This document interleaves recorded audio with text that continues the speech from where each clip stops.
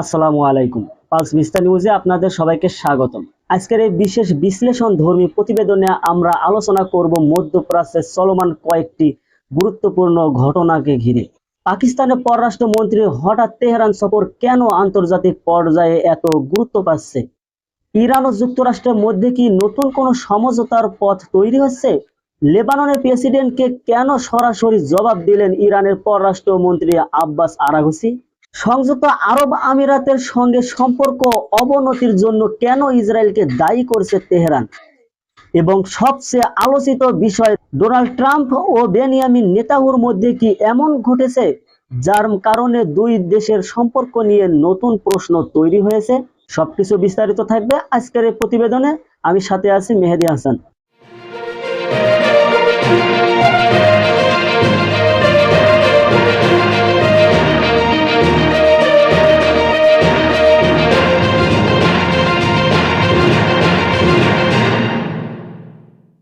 পাকিস্তানের পররাষ্ট্রমন্ত্রী তেহরান সফর। মধ্যপ্রাচ্যের সাম্প্রতিক কূটনৈতিক তৎপরতার মধ্যে পাকিস্তানের স্বরাষ্ট্রমন্ত্রী মহসিন নাকভির তেহরান সফর বিশেষ গুরুত্ব বহন করছে। তাসনিম নিউজ এজেন্সির তথ্য অনুযায়ী তিনি ইরানের শীর্ষ পর্যায়ের কর্মকর্তাদের সঙ্গে বৈঠক করবেন। বিশেষভাবে আলোচনার কেন্দ্রবিন্দুতে থাকবেন ইরানের পররাষ্ট্রমন্ত্রী আব্বাস আরাঘচি। বিশ্লেষকদের মতে এই সফরের প্রধান উদ্দেশ্য হচ্ছে ইরান ও যুক্তরাষ্ট্রের মধ্যে চলমান অচলাবস্থা দূর করার সম্ভাবনা খোঁজা। পাকিস্তান ইতোমধ্যে নিজেকে একটি গুরুত্বপূর্ণ মধ্যস্থতাকারী হিসেবে প্রতিষ্ঠা করার চেষ্টা করছে। সূত্রগুলো বলছে, মহসিন নাকভি নতুন কিছু প্রস্তাব নিয়ে তেহরানে গেছেন যা উভয় পক্ষের মধ্যে একটি অন্তর্বর্তীকালীন সমঝোতা তৈরিতে ভূমিকা রাখতে পারে। এবার আসি পাকিস্তানের মধ্যস্থতার গুরুত্ব। গত কয়েক মাসে পাকিস্তান বারবার তেহরান ও ওয়াশিংটনের মধ্যে যোগাযোগ রক্ষার চেষ্টা করেছে। ইসলামাবাদের এই উদ্যোগকে অনেকেই দক্ষিণ এশিয়ার কূটনৈতিক প্রভাব বৃদ্ধির প্রচেষ্টা হিসেবে দেখছেন। ইরান যদিও পাকিস্তানের ভূমিকার প্রশংসা করেছে, তবে তারা স্পষ্টভাবে বলেছে যে যুক্তরাষ্ট্রের আচরণ এবং যুদ্ধবিরতি লঙ্ঘনের অভিযোগ কূটনৈতিক অগ্রগতির প্রধান বাধা।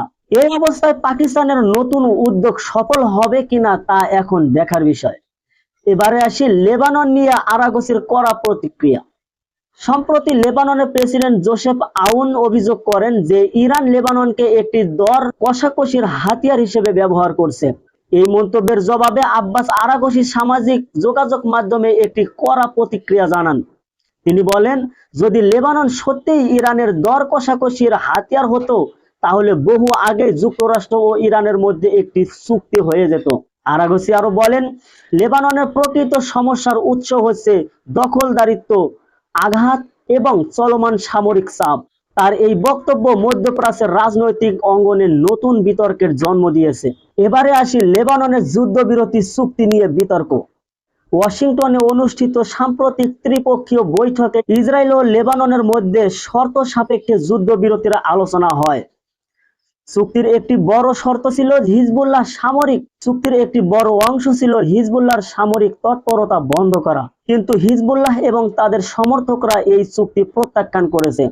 ফলে যুদ্ধবিরতির ভবিষ্যৎ নিয়ে অনিশ্চয়তা তৈরি হয়েছে। এবার আসি ইরান সংযুক্ত আরব আমিরাত সম্পর্ক। ইরানের পররাষ্ট্রমন্ত্রী আব্বাস আরাঘচি সম্প্রতি দাবি করেছেন যে ইসরায়েলের ক্রমবর্ধমান উপস্থিতি তেহরান ও আবুধাবির সম্পর্ক উন্নয়নের পথে বাধা সৃষ্টি করেছে। তার মতে, সাম্প্রতিক সংঘাতের সময় কিছু আঞ্চলিক অবকাঠামো বিদেশি শক্তির ব্যবহারের অভিযোগ দুই দেশের মধ্যে আস্থার সংকট বাড়িয়েছে। তবে একই সঙ্গে তিনি বলেছেন, ইরান এখনো সংযুক্ত আরব আমিরাতের সঙ্গে সম্পর্ক উন্নয়নে আগ্রহী। এবার আসি সৌদি আরব প্রসঙ্গে ইরানের অবস্থান। স্থিতিশীলতার অন্যতম প্রধান শক্তি হিসেবে উল্লেখ করেছেন। চীনের মধ্যস্থতায় পুনর্স্থাপিত কূটনৈতিক সম্পর্কের পর দুই দেশের যোগাযোগ বেড়েছে। বিশ্লেষকদের মতে, ইরান সৌদি আরব সম্পর্কের উন্নতি পুরো উপসাগরীয় অঞ্চলের নিরাপত্তা পরিস্থিতিকে প্রভাবিত করতে পারে। এখন আসি সবচেয়ে আলোচিত বিষয়ে। মার্কিন প্রেসিডেন্ট ডোনাল্ড ট্রাম্প এবং ইসরায়েলি প্রধানমন্ত্রী বেনিয়ামিন নেতানিয়াহুর সম্পর্ক নিয়ে দীর্ঘদিন ধরে একটি শক্তিশালী রাজনৈতিক ভাবমূর্তি তৈরি হয়েছিল। কিন্তু সাম্প্রতিক কিছু প্রতিবেদনে দাবি করা হয়েছে দুই নেতার মধ্যে একটি উত্তপ্ত ফোনালাপ হয়েছে। এই ঘটনাকে কেন্দ্র করে আন্তর্জাতিক গণমাধ্যম ব্যাপক আলোচনা শুরু হয়েছে। এবার আসি ইসরায়েলের অভ্যন্তরীণ রাজনৈতিক চাপ। নেতানিয়াহু বর্তমানে অভ্যন্তরীণ রাজনীতিতে নানা ধরনের চাপের মুখোমুখি।